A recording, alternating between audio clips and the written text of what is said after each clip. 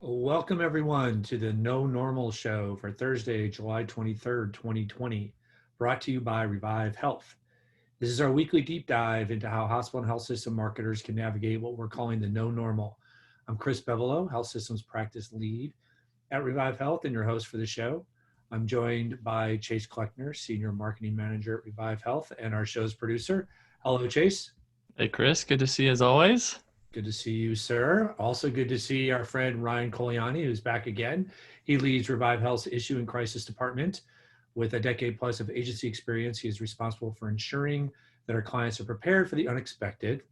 That's kind of a bit in need these days, and to help protect their reputations. As a poised crisis counselor and talented media trainer, Ryan has built impactful crisis response campaigns and has elevated the profile of Fortune 100 executives. He has also helped support a number of our clients nationally over the last 5 months. Wow, 5 months, as they have navigated COVID-19 challenges. Ryan, hello.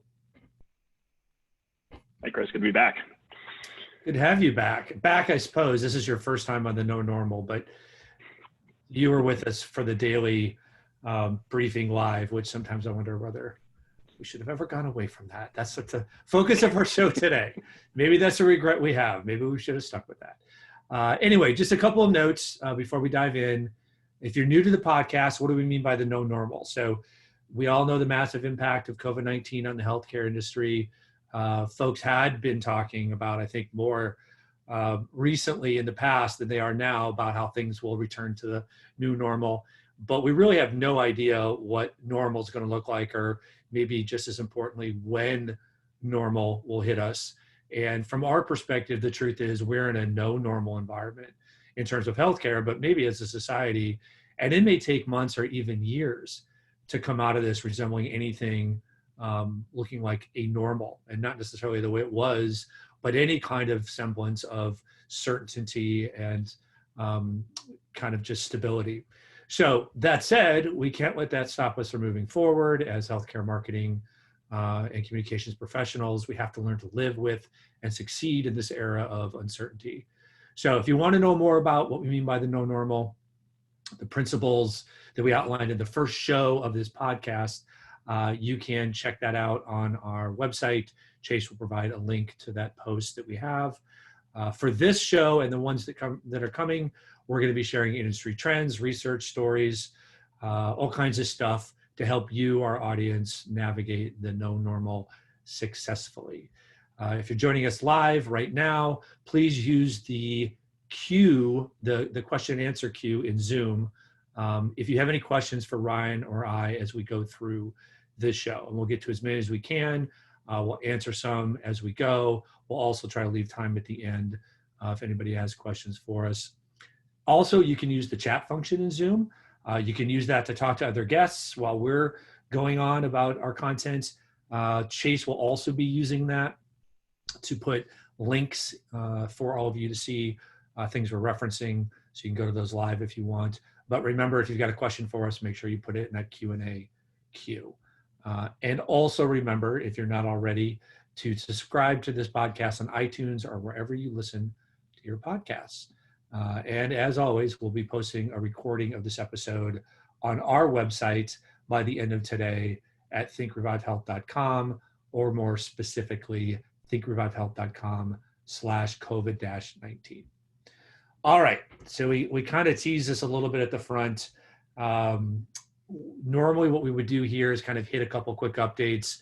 What we're going to do is kind of march through the somber news. I mean, all of this that I'm going to cite was posted today in news media. So this isn't like a collection of things over the last week or two. This is literally all from today. And it sets up, I think, what we want to talk about, which is, for some reason, Ryan, I always have Whitesnake pop in my mind when we talk about this. Here we go again. That's not the name of the song, but for some reason, it comes into mind. Here we go again. We're going through this. We've been through it. March and April, we had this huge surge coming down out of it. And now it's like deja vu. So just some things to kind of set us up, right? So story today in the New York Times, but covered other places as well. California and Texas setting new daily records. California had a new daily high in total cases and deaths. Alabama, Idaho, Texas set records for deaths. Missouri, North Dakota, and West Virginia. I think some of that's a little scary because those are some new states like Missouri we're hearing from now, highest case numbers. Governors in Ohio and my state, Minnesota, yesterday mandated masks. 69,707 new cases yesterday and more than 1,100 deaths nationally. So let's just right there before we go into the next one, Ryan, anything you want to add to that? And it's pretty I think nasty. It's grim.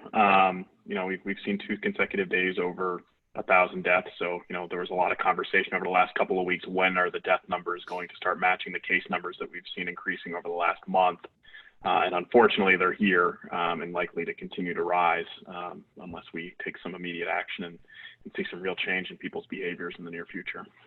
Yeah, and to be fair, I mean, we all know that the cases we kind of went up in April, came down, and now we're well beyond from a case count where we were at the peak earlier in the spring, and deaths aren't near where they were at that peak.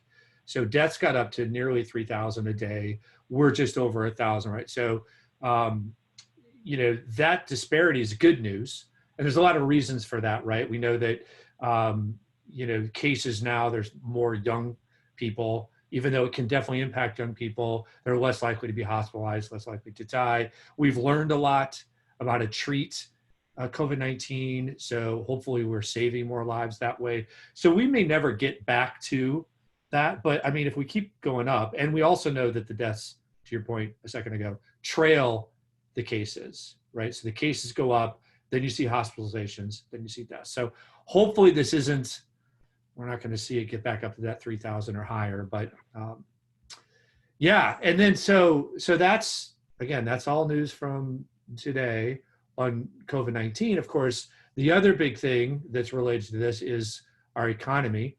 Unemployment numbers up to 1.4 million claims. And when I say up, what I mean by that is, again, we saw this huge spike early on. And since that, and I think it was late March or early April, I can't remember, early April, it's come down. Now, of course, it's always a lot of claims, but the number of unemployment claims have continued to go down weekly.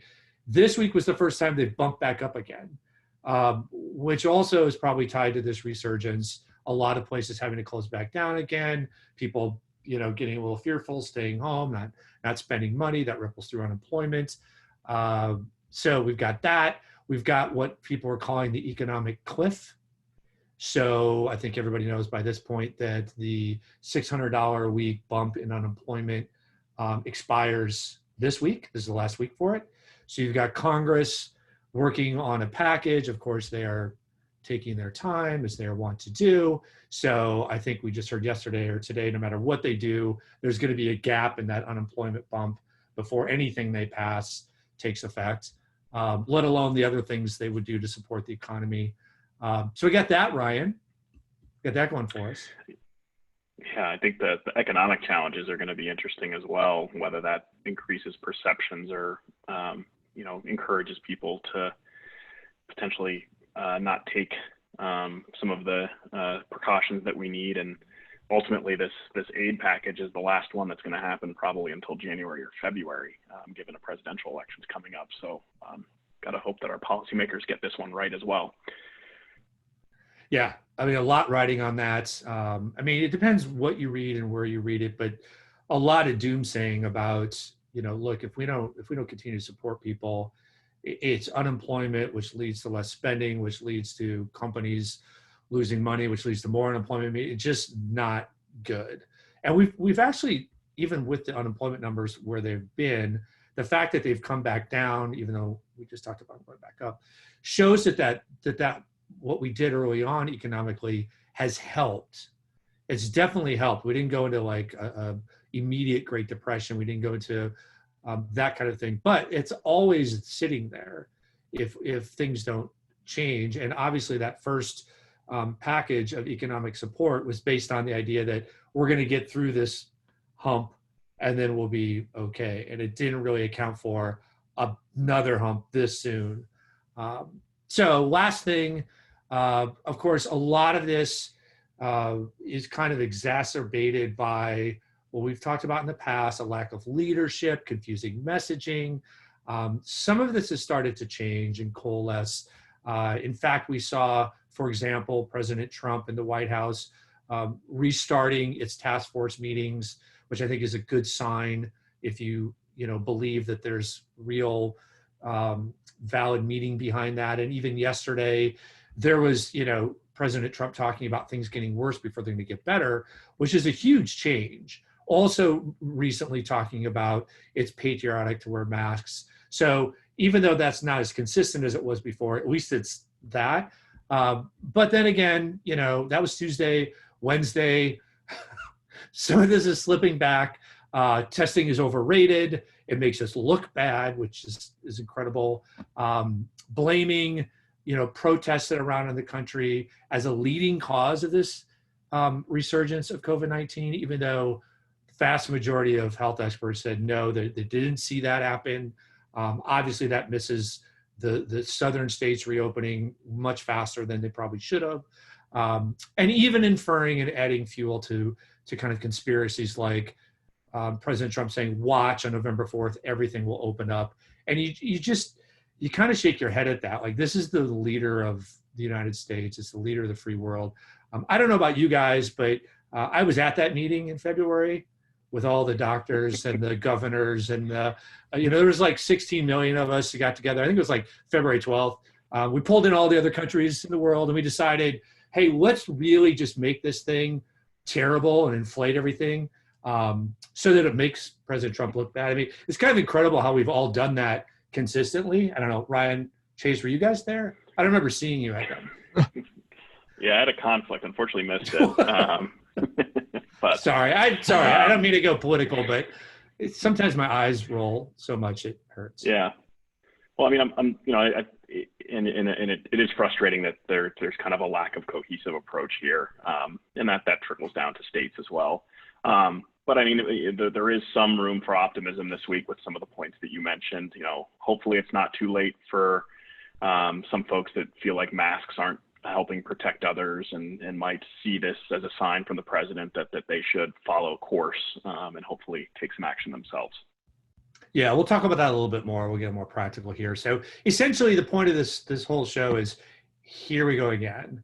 And I think everything we just marched through, it sounds really eerily similar, maybe some differences to where we were in March and early April, which is very discouraging. And for hospitals and health systems, obviously many escaped the really difficult times that our colleagues in New York and New Jersey, up there in the Northeast dealt with at that time, California. But now we're seeing so many more states deal with this.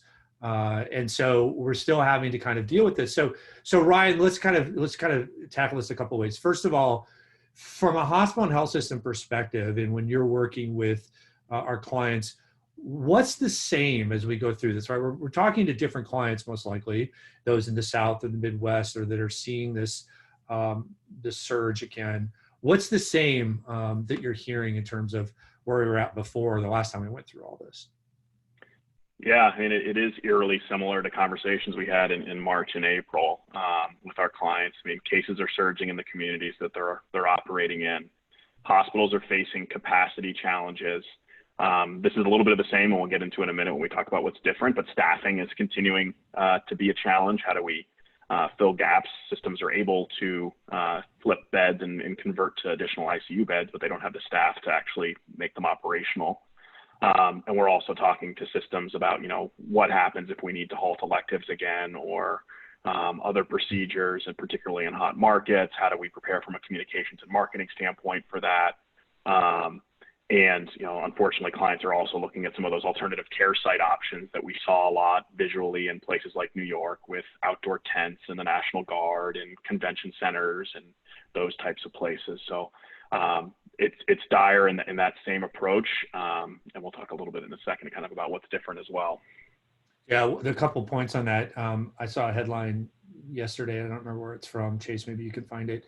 And it was talking about how you mentioned the second sites, convention centers. One of the sites that many systems use in the Northeast or Detroit or wherever they were dealing with the surge initially were schools, which they were able to do because schools were shut down. But now you've got schools kind of in the middle here if they're serving as that second site for healthcare surge, but also having to be ready potentially to reopen.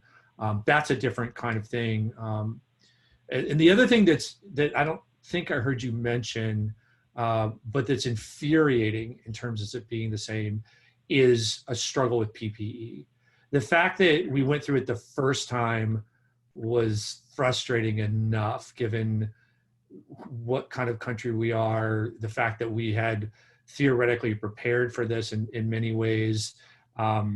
We really bungled it, but the fact that we're hearing from clients that that's still an issue is almost unbelievable. Yeah, it's frustrating because it's things that we talked about coming out of that first wave that, we were talking more generally about being prepared for the fall and for the winter with things like PPE and staffing. And now it's happening even sooner. But whether that's a manufacturing challenge, I know costs are significantly up for those materials. There's also increased demand with the general public who is increasingly interested in that. So that's frustrating. And then similar to PPE, the testing challenges are back. We're seeing significant delays on the time it takes to get those get those tests back. And while that typically is not a hospital system problem, it is a hospital system problem in a perception from the public. And if they get a test at a hospital site, they don't know that it's getting sent out to LabCorp or somebody else. They're putting the onus on the system to get that back to them promptly, and the reputational impact that might have for them. Yeah, and the thing is, that is one example of how this could all be actually far worse than we even know, right? Because there's been enough stories about how the delay in testing, it's very hard to get into a test because of demand and lack of testing PPE, but also the labs that are processing the tests are so backed up that it can take 10 to 14 days, which makes it almost meaningless, right? If we're 10 to 14 days behind on results, what does that say about what we're seeing in terms of official cases? Now, a lot of cases include probable, so they may not be waiting to that official COVID-19 result comes back. If somebody's hospitalized and it's obvious, they may be counting that as a case even without the official affirmation. But all of that means that this could be a little scarier. So let's talk about that too. Let's talk about what is different this time. Take your first shot. What's different from your perspective, Ryan? Yeah, I think there's a couple of key call outs, and this halo effect that providers and doctors and nurses and staff have been receiving. The numbers are still exceptionally high, so that's the same. But there is some risk there because the public ultimately expects that over the last 4 or 5 months you've learned and seen from other markets that you're able to be prepared for this next wave, whether that's on things like we just talked about, staff, PPE, testing, even ventilators, though it seems, at least on the systems that we've talked to, the ventilator issue doesn't seem to be as significant as it was just a couple of months ago. It seems like there's adequate supply there. So that's a positive. As far as some other things that are different, when we first were talking in March and April, we were really talking only about a few states. We were talking about Washington initially, then we were talking about New York and and Michigan and Louisiana. Now it's happening everywhere, maybe not everywhere, but in much more states. And as Chris pointed out in the numbers, California and Texas are the 2 most populous states in our country. And they're facing incredible challenges. Florida is not far behind there as far as population. Arizona is a decent sized state. And then you have Louisiana again, you have Alabama, you have Mississippi. We saw Missouri and North Dakota that you talked about. It's not just these 3 or 4 states that we were talking about initially. And that has massive repercussions because now with all those staffing gaps that we were talking about, now all these states are fighting for the same exact resources and these finite resources. Whether that's PPE or people. And that's making it incredibly challenging for these health systems to fill the gaps and to meet demand. And that's only going to potentially increase if this continues, given the size and the numbers that we're seeing in some of these highly populated states. Yeah, I mean, it's just so frustrating. And some of the stuff that we're talking about, the halo effect, I think, is really something we need to watch. And we'll talk a little bit more about how to kind of figure that out in your own situation. But I ran across a story yesterday, and I'd kind of forgotten about it. But it was a redo of a story in the New York Times about hospitals asking patients for money for donations. And that I'm trying to find the exact link. I don't know if anybody else saw it. If somebody's got it, they can put it in the chat channel. But it was basically hospitals are asking for more money and patients aren't happy. So I think that's like a leading indicator of that halo effect starting to shrink. That's always been a difficult balance, right? That's always been tough for hospitals and health systems in terms of financial donations. But if we are now seeing folks having a higher resistance to that, I think that's a sign that people need to watch for. So, I was going to point that out, and then the idea that we should talk about masks a little bit, Ryan. Yeah. Because we hit on that early. I do think that that's a major difference, because if we remember back in March and early April, the advice was don't use a mask. And I think a lot of us forget that and really kind of understate the impact on the situation we're in now. And the reason, Dr. Fauci, who's most people see him as an expert, but he's also a lightning rod in many ways, was one of the leading voices about that. And the reason for that was primarily to save it for healthcare workers. But there was also a message that was, hey, it doesn't really help that much. It's really not going to help you not get COVID. And that message changed as we learned more about it. And as theoretically PPE shortages went away, it turned into everybody should be wearing masks, right? So that's a big difference. Yeah, it's certainly a big difference. And I think to your point, the supply wasn't there, so we didn't have enough to meet the demand for those who need it the most. We were so focused on things like social distancing, staying 6 feet apart, making sure that's the distance you keep, and that's still the same. But now you have you have a challenge here, particularly with those that are less likely to be wearing masks, where they feel like, hey, you told me 4 months ago that this was actually not helpful. Why is it now helpful? Why have we learned? So that additional context isn't getting through on the fact that there wasn't supplies, on the fact that, yes, when you wear it, it's not protecting you, it's protecting others. But when everybody wears it, then we're now protecting everybody. And so that's kind of some of the messaging. And I think there's an opportunity there for health systems, and I know a lot of health systems are doing this, to continue some of that kind of PSA-focused messaging that we talked about right at the beginning of COVID in March and April, to really reinforce that point and hopefully leverage the continued halo effect that providers are seeing to help get through to some folks. Yeah, and I think it's important to point out, right? I mean, and I don't have this data in front of me. We can find it. Chase post it later. But the story that you hear in most of the media is this black and white contrast between mask adopters and anti-maskers. And it's almost always portrayed like it's a political split. So it's like half and half or whatever. And the truth is, most of the surveys show the vast majority of people believe in the effectiveness and the need to wear masks. I think it's 70 to 80%. But we're overwhelmed by the stories of, people who are off the rails and they go into a Walmart and spit on somebody, or there's been a death or two, globally about people trying to enforce mask adherence and somebody going off the rails. So it gets exaggerated, but it's still an issue. Two stories that I'd want to put out there that I think would be great for people, especially Ryan, in terms of how hospitals can kind of work with this messaging. One is from Forbes, and it talks about, it's basically saying, hey, we need philosophers too, because they help us understand some of this stuff. And the story talks about how mask wearing, like other issues, can break down into something called grandstanding. And so basically what happens is people take an issue that there might be some division on, and they take it and they pull it into that black and white arena. And they do it in a way that grandstands about kind of their personal views. They make it a moral issue. If you don't wear a mask, you're stupid, you're selfish, you're a terrible person. If you wear a mask, you're a sheep, you're a moron. It gets really bad. And that's just part of human nature. And so we got to understand that if we're going to get people to kind of adhere. And then the other is from one of my favorite journalists, Charlie Warzel, in the New York Times. And it's called, this came out today, How to Actually Talk to Anti-Maskers.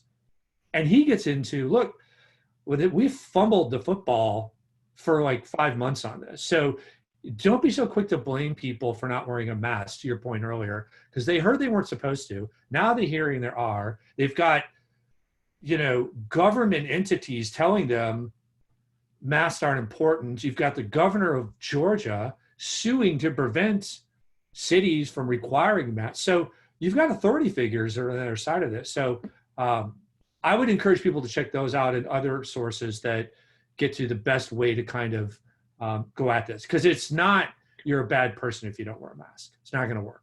Yeah. Yeah, those are really two really good points. And there's also a piece in the Washington Post last Sunday that talked about how since the general public isn't seeing kind of an immediate benefit of wearing masks, that they're less likely to do so. Like just again, back to the human nature piece. If they're not seeing the numbers drop within 2 days of them wearing a mask, then they're like, well, why do I have to wear this for 6 months?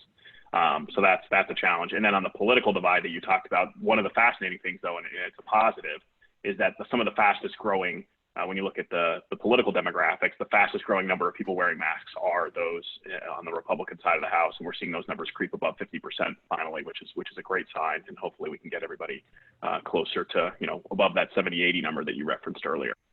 Yeah, for sure. All right. So let's talk about some practical things here. Some recommendations, given this deja vu, given we're going through this again.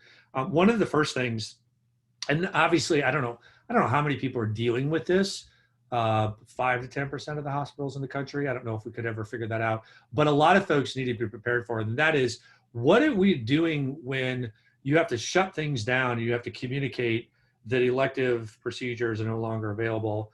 And then you open back up and you're promoting elective procedures are available, and then you have to shut back down again. I mean, oh my gosh. I mean, communication standpoint, what a nightmare. Yeah, I mean, the back and forth, it again goes back to that kind of those conflicting messages. Is it safe? Is it not safe? And we know that patient safety is the primary driver on if they're going to seek care in the current environment. So I think there's a couple of things that health systems need to think about as they kind of evaluate this. One, ultimately, they're probably not going to have the final say on electives going down. This is likely going to be a state mandate or a community mandate, mayors and those types of folks. So one, we need plans on what we would do and if that does happen. Two, if we feel like we're in a position to be able to still care for both, we need to articulate why we feel like we can treat COVID patients and non-COVID patients alike at the same time. Whether that's because of the learnings that we've seen over the last couple of months, whether it's because we have the appropriate staff and PPE to make those changes. And then the last one I'll point out is just, if you are getting closer to that point as far as a capacity challenge, don't shy away from talking about, we may be getting close to the point of having to delay electives. I know that puts a lot of strain on and concern on folks like the operations staff. But ultimately, if you keep volumes for a couple more weeks, there's still going to be a broader public perception and reputation impact that you're going to see potentially for years to come if people feel like you tried to keep those volumes up just to maintain a couple of extra dollars. So again, this is a public health pandemic and challenge that we need to be forthcoming with our communities and with policymakers and with others if we're headed closer to that direction as a health system as hitting kind of the capacity wall. Yeah, absolutely. And in most cases, when we're seeing, like in Texas, I think it was first 4 and then 8, I don't remember where it's at now, elective procedures being put on hold. The real reason for that, because of course, non-elective or emergent things are still going on. The reason for that is to conserve PPE, which again brings us back before the frustration that we have to even go through that. But that's a really important point to note, because it's not about your hospital isn't safe to come in if you've got a stroke you're presenting with a heart attack or anything like that. We have to conserve PPE. And so if we can wait for something, we will. But if we can't, we can still treat you. And I think initially there was less of that. It was kind of, we're shut down and we didn't do a good enough job of communicating, except for emergent things. You still come in for those. I think we need to make sure we're very clear on that. And then the other thing I would add, Ryan, and I don't know how far we want to get into this, is all of this just takes some planning, scenario planning, being prepared, and not reacting in the moment. And I think the situation that happened down in Houston a few weeks ago just shows if you're not ready, you can really step in it. And that was with the Texas Medical Center, which for those people that aren't familiar is kind of a collective of the biggest systems in Houston. And so they had been reporting as a collective their COVID data, and then decided that they were going to pull that down. And then they decided they were going to put it back up. And then some of the CEOs got involved of the member systems, and they had a different message. And it was just a cluster. And again, the more inconsistent you are like this, sometimes the inconsistency is forced on you, but don't create it yourself, because that just, confusion is not helpful. Yeah, I had a former colleague, and this is specific to the metrics that were being shared on and that example that you gave, Chris, is there's no such thing as half transparency. You're either all in or you're not in. And so that's an important thing to follow as these types of situations evolved. I would encourage all health systems to be more transparent than less transparent in this current environment. We need to make sure that we are the trusted voice as health system leaders, and we need to reaffirm that trust among the public. And trust ultimately is going to be, well after COVID, your most trusted asset as a health system. It goes a little bit to one of the things we want to point out is the benefit of affiliation, like the Texas Medical Center, coming together. And we've seen this in other markets. Los Angeles is an example that comes top of mind right away, of systems coming together to act together, to convey data together. That's great. But you've got to make sure that if you're all in, you're all in, and you don't have somebody who decides to break off, because that'll just cause more problems and undermine what you're trying to accomplish with that affiliation. Yeah. Anything you want to add there? I'll just say there's great opportunity there, and it doesn't have to just be on things like data with communities coming together. You know, if you're in a market that has multiple health systems that are operating there, there's an opportunity for you to get together and kind of provide, not necessarily a united front, but kind of a cohesive message about either things that the community needs to do to help you.